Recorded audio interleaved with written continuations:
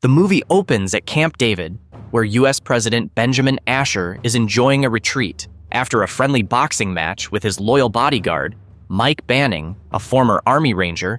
Asher gets ready for a Christmas celebration with his wife, Margaret, and their son, Connor. Although Banning is officially part of the president's security team, his bond with the Asher family goes beyond duty.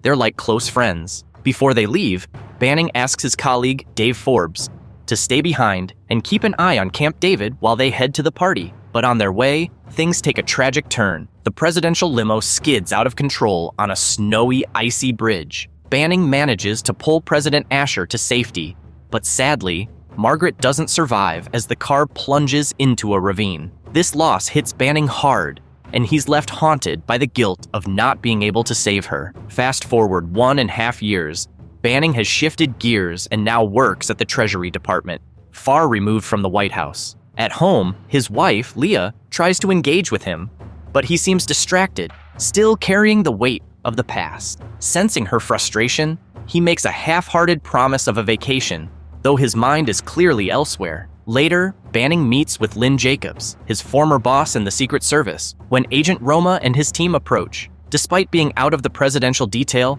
Banning's regret over Margaret's death lingers, and he hopes that one day he'll get the chance to return to protect the president. Meanwhile, President Asher gears up for a crucial meeting with state officials, where the focus is South Korea's growing concerns over North Korea's aggression. There's plenty of back-and-forth debate about the consequences of publicly standing against the North. Asher consults with Vice President Rodriguez, who sides with Defense Secretary McMillan's cautious approach. The meeting continues with the arrival of South Korea's Prime Minister and his security detail, and all seems business as usual, until it's not. Suddenly, chaos erupts when an unidentified aircraft boldly breaches U.S. airspace, sending everyone into a frenzy. Attempts to contact the plane fail, and when it responds to the presence of fighter jets with aggression, the situation takes a terrifying turn. Everyone now knows the White House is under direct threat. Acting quickly, Roma jumps into action, leading President Asher and other key officials to the safety of the underground bunker. Above ground,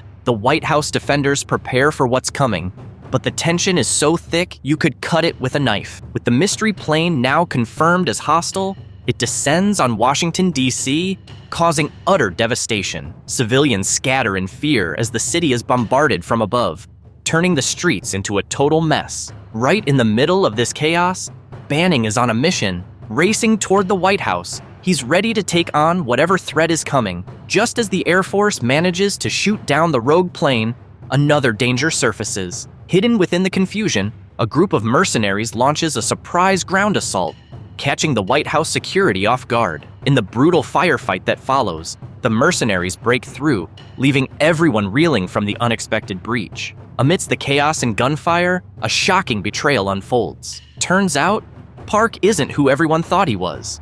Instead of being an ally, he's a key player in the terrorist group known as Koreans for United Freedom. With help from inside men, including the backstabbing Dave Forbes, Park takes control of the situation. The White House is now crawling with terrorists, and things go from bad to worse. Banning, never one to sit back and watch the world burn, infiltrates the now enemy-controlled White House. With enemies around every corner and the clock ticking, he's got to navigate the treacherous halls and save President Asher, along with the other hostages.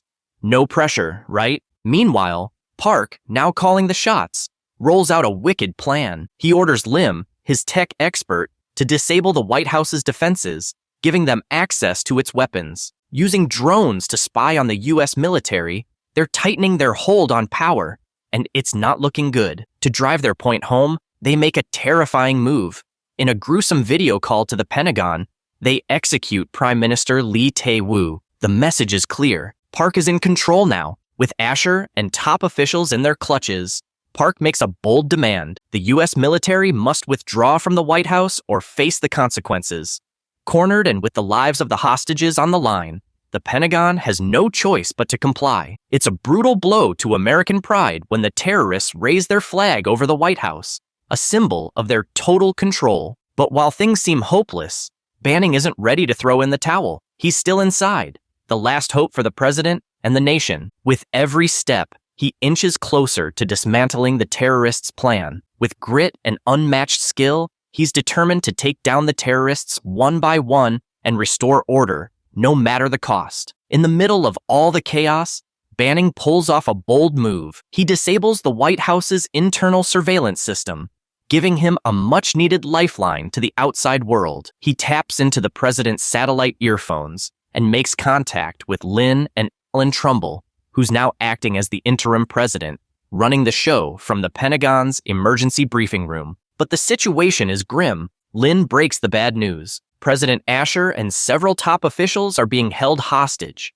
and things are about to get much worse. Park, being the manipulative villain he is, uses Asher's life as leverage to force Trumbull into a corner. He demands that the U.S. pull crucial military forces out of Korea, opening the door to a full-blown Third Korean War. But Park's motives go deeper than just power plays. He's after revenge, driven by a personal vendetta over his mother's death. And his plan is straight up terrifying. He wants to gain control of America's nuclear weapons and turn the country into a radioactive wasteland. To make this nightmare a reality, Park needs access to the Cerberus system, a secret protocol controlling the U.S. nuclear arsenal. The problem is, only 3 people know the code: President Asher, Secretary of Defense Ruth McMillan, and Admiral Joseph Honig, chairman of the Joint Chiefs. So, Park ramps up the pressure, using brutal tactics to extract the information he needs, pushing the country to the brink of disaster. Meanwhile,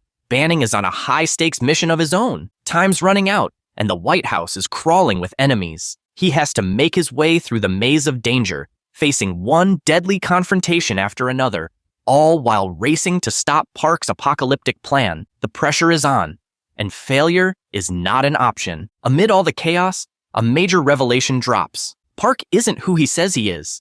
He's actually Kang Yon-sak, a notorious terrorist with a deep grudge against the U.S. Armed with this crucial intel, Banning rushes to get the word to the Pentagon, ramping up efforts to prevent the disaster looming over the nation. But betrayal is never far away.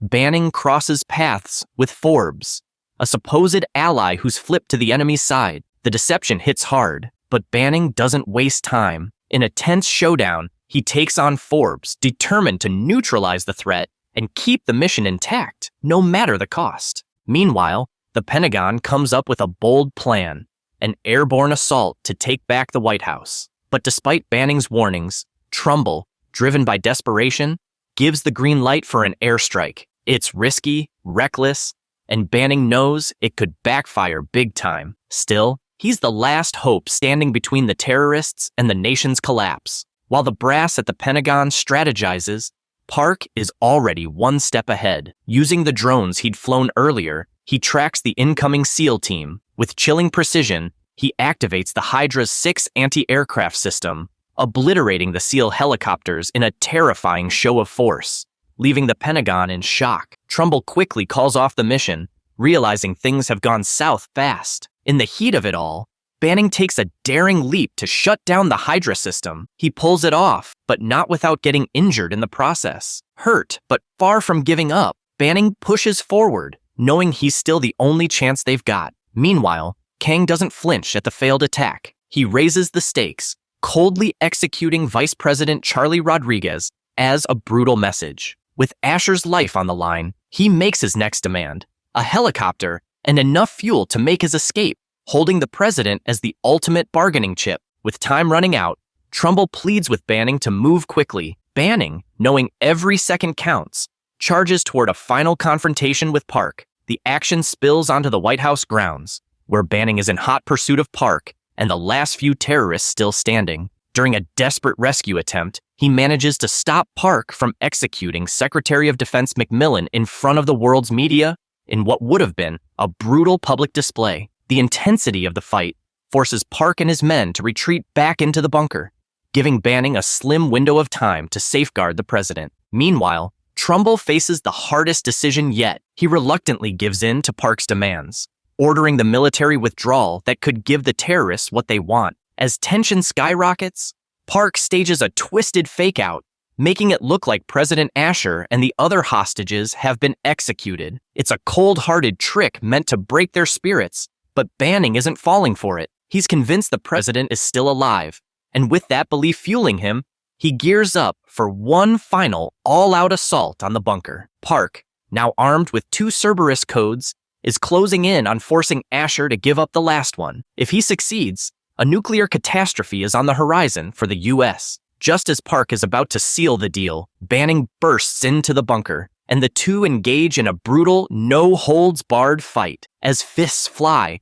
and the threat of nuclear disaster looms larger, President Asher steps up with a bold move that provides just enough of a distraction for Banning. Seeing his opening, Banning takes on Park in a final showdown, ready to put an end to the terror once and for all. In the end, Banning triumphs, defeating the terrorists in a fierce and unrelenting fight. He rushes to President Asher, trying everything to stop the bleeding, determined to save his life and prevent the nuclear disaster from becoming reality. With grit and a never-give-up attitude, Banning, with Trumbull's team backing him, manages to shut down the Cerberus system, stopping the catastrophe just in time. As the dust finally settles, President Asher is quickly taken for medical care and reunited with his son, Connor. Meanwhile, the Pentagon, once filled with tension and fear, erupts in cheers of relief as Banning's heroic efforts are celebrated. Back on top, Banning is reinstated as the head of the president's security detail,